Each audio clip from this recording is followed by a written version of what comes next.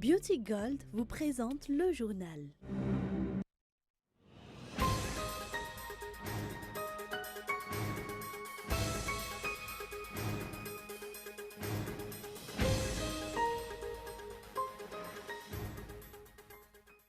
Plus de 400 candidats n'auraient pas encore remis le nom de leur trésorier de campagne à la CENI jusqu'à ce jour. Ces candidats ont jusqu'à la fin de la semaine pour remplir cette condition. Les vols de vanille persistent dans la commune de Vavaten. Les agriculteurs lancent un appel aux dirigeants pour prendre des mesures par rapport à ces vols. Le Conseil de sécurité de l'ONU va se réunir pour évoquer la situation à Idlib en Syrie. Des négociations internationales sont en cours pour éviter un massacre.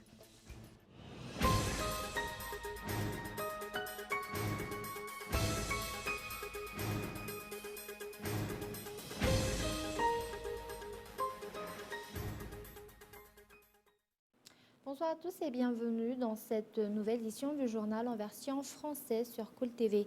Actualité politique pour ouvrir ce journal, plus de 400 candidats n'auraient pas encore remis le nom de leur trésorier de campagne à la Commission électorale nationale indépendante jusqu'à ce jour. Il s'agit pourtant d'une entorse à la loi. Il reviendra au tribunal compétent et à la commission de contrôle des campagnes et de l'animation de la vie politique de prendre des mesures nécessaires par rapport aux réfractaires après cette semaine. Reportage de Feizou Rafal.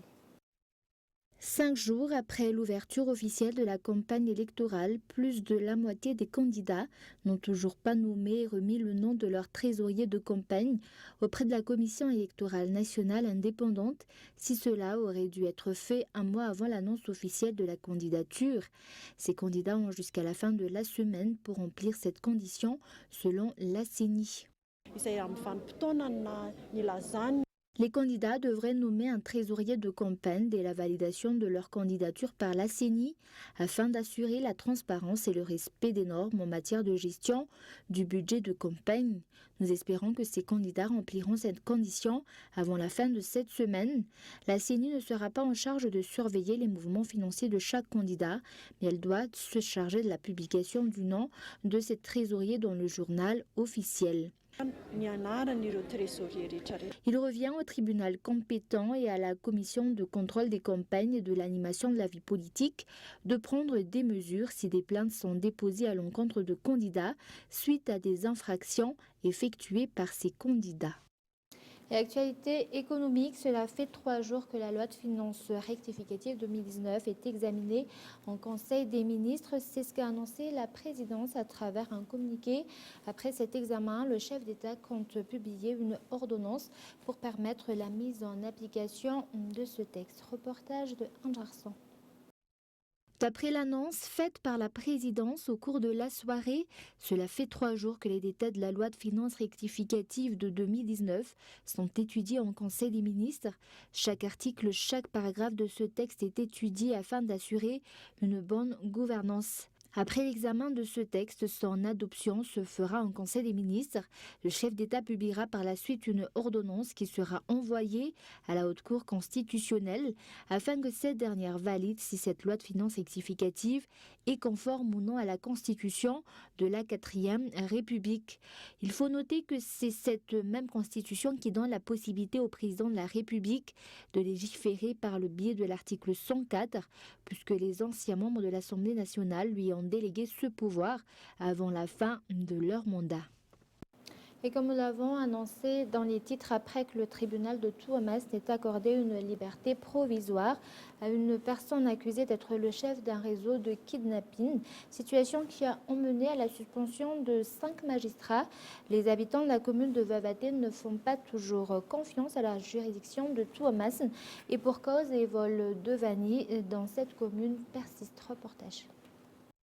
Après que le tribunal de Touamas n'ait accordé une liberté provisoire à la personne accusée dans une affaire de kidnapping dans cette province et la suspension de 5 magistrats dans cette province, les habitants de la commune de Vavaten ne font toujours pas confiance au tribunal de Touamas à cause des vols de vanille constatés dans ce secteur. Ils estiment que les coupables seraient des personnes relâchées par le tribunal après avoir été jugées. Nous demandons que les réfractaires soient arrêtés et jugés comme il le faut. Nous, agriculteurs, sommes vraiment affectés par ce qui se passe, surtout nous qui avons pris de l'âge. Les jeunes dorment dans les champs pour protéger la vanille, mais à notre âge, nous ne pouvons plus faire le même. Nous réclamons à ce que les réfractaires soient jugés et sanctionnés. Ces habitants lancent un appel aux dirigeants afin que cette situation soit considérée de près. Ils craignent que le tribunal de Touamas ne relâche les personnes qui auraient été arrêtées pour vol de vanille. Nous passons maintenant aux actualités sociales. L'État donne à tous les citoyens jusqu'au 20 juin pour renouveler toutes les autorisations de port d'armes, une autorisation qui devra désormais être renouvelée chaque année. Mesure prise pour prévenir la propagation illégale des armes à feu. Les sanctions prises passé ce délai seront strictes. Et d'autre part, toujours dans ce but, l'armée a également mis en place une nouvelle procédure par rapport à sa collaboration avec les entreprises qui fabriquent et fournissent des armes aux agents des forces de l'ordre. Et avant de passer aux actualités internationales, à Madagascar, il n'y a pas assez de conseillers pédagogiques, ces derniers qui œuvrent pourtant dans l'amélioration de la qualité de l'éducation. Reportage de Ounassem. C'est dans le domaine de l'éducation, le nombre est d'avoir un conseiller pédagogique pour 40 enseignants à Madagascar actuellement. Un conseil pédagogique est en charge de 100 enseignants. Ces conseillers jouent pourtant un rôle important au niveau de l'éducation.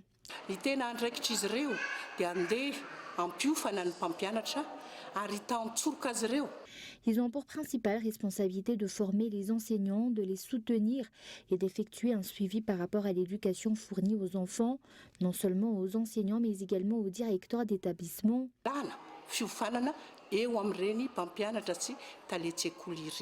Le ministère de l'Éducation nationale fait actuellement des efforts pour améliorer la qualité de l'éducation au sein de la Grande Île par le biais des formations octroyées par l'Institut national de formation pédagogique.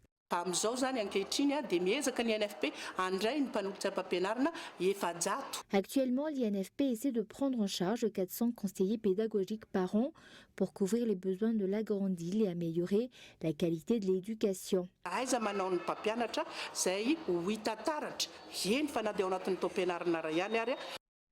La cérémonie de sortie de promotion de 93 étudiants et 187 conseillers pédagogiques au sein de cet établissement a été effectuée aujourd'hui au CCI Ivatu. Et passe maintenant aux actualités internationales. Élaborer la stratégie contre la haine sur le net. C'est la mission du président français et du fondateur de Facebook. Ils se rencontrent cet après-midi à Paris et la France plaide pour une régulation au niveau européen. Reportage de France 24. Il y a presque un an à l'Elysée, Emmanuel Macron rencontrait Mark Zuckerberg. Le PDG de Facebook décide alors d'inviter des experts français à venir étudier et surtout constater comment le réseau social lutte contre les contenus haineux. Et pourtant, en début d'année, la tuerie de Christchurch en Nouvelle-Zélande. Le tireur diffuse ses meurtres en direct sur Facebook pendant 17 minutes avant que le réseau social ne coupe la communication. Les contenus haineux sont en progression en 2019. Ils représentent 14,3% des commentaires postés sur Facebook, soit un commentaire sur 7 pour ce début d'année, contre 10,9% des commentaires l'année dernière à la même période. Parfois, il s'agit aussi de contenus générés automatiquement par le réseau social, comme sur ce genre de vidéo bien connue qui résume l'année passée d'un utilisateur. Sur celle-ci, par exemple, apparaissent des déclarations antisémites et un drapeau djihadiste. Facebook utilise d'abord l'intelligence artificielle pour tenter de contrer ces contenus haineux, mais aussi des moyens humains, 15 000 personnes en interne rien que pour modérer les contenus, plusieurs milliers d'autres en externe. Ils travaillent dans une cinquantaine de langues et sont basés dans une vingtaine de pays. Lors de cette nouvelle visite en France, Mark Zuckerberg doit convaincre qu'il fait le maximum. Les députés de La République En Marche ont déposé une proposition de loi inspirée de l'Allemagne. Si le réseau social met plus de 24 heures à supprimer un contenu haineux, il pourrait recevoir une amende équivalent à 4% de son chiffre d'affaires. Si l'on prend les chiffres de l'année dernière, cette amende pourrait atteindre 2 milliards d'euros. Et le Conseil de sécurité de l'ONU va se réunir pour évoquer la situation à Idlib en Syrie. Des négociations internationales sont en cours pour éviter un massacre. Reportage de France 24. La ville d'Idlib est-elle si stratégique pour le régime syrien? D'abord parce que c'est le dernier bastion insurgé et djihadiste du pays. Une zone actuellement contrôlée à 60% par le groupe islamiste Hayat Tahrir al-Sham, ex-front al-Nosra, la branche syrienne d'Al-Qaïda. Rien d'étonnant, dans cette région, devenue au fil des années un site de repli pour les djihadistes et leurs familles, régulièrement expulsés par le régime des territoires reconquis. Pourtant, Idlib est situé près de la province côtière de Latakia, fief de la famille Assad, et base pour les troupes russes, ses alliés.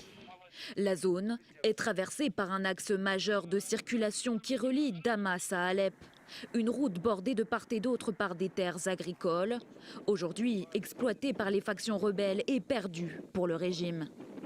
Mais pour reprendre Idlib, Damas doit aussi compter avec Ankara. Les Turcs font tout pour limiter l'afflux potentiel de millions de Syriens sur leur sol. La Turquie accueille actuellement 3,5 millions de réfugiés syriens. La population d'Idlib compte actuellement 3,5 millions d'habitants. Notre pays n'a ni les ressources ni le pouvoir d'accueillir ces réfugiés supplémentaires. Nous devons agir ensemble pour prévenir les migrations en provenance de cette région. Pour y parvenir, nous devons réussir dans notre lutte contre le terrorisme. Quelle solution pour contenir les insurgés et éviter un massacre? Le 17 septembre 2018, la Turquie et la Russie tombent d'accord sur la création d'une zone démilitarisée. Un territoire de 15 à 20 km de large, contrôlé par les deux pays, pour maintenir un cessez-le-feu, du moins sur le papier. Car depuis le 30 avril, les avions russes et syriens pilonnent les secteurs rebelles. 150 000 personnes ont fui les bombardements. Les ONG et l'ONU craignent une catastrophe humanitaire. Et avant de se quitter, je rappelle les grands points de ce journal. Plus de 400 candidats n'auraient pas encore remis leur nom de trésorier de campagne à la commission électorale nationale indépendante. Jusqu'à ce jour, ces candidats à la législative ont jusqu'à la fin de la semaine pour remplir cette condition. Et les vols de vanille persistent dans la commune de Vavatine. Les agriculteurs lancent un appel aux dirigeants pour prendre des mesures par rapport à ce problème. Et le Conseil de sécurité de l'ONU va se réunir pour évoquer la situation à Idlib en Syrie. Des négociations internationales sont en cours pour éviter un massacre. Et voilà, c'est la fin de ce journal. Merci de votre fidélité. Passez une excellente fin de semaine en compagnie de Cool TV. Au revoir.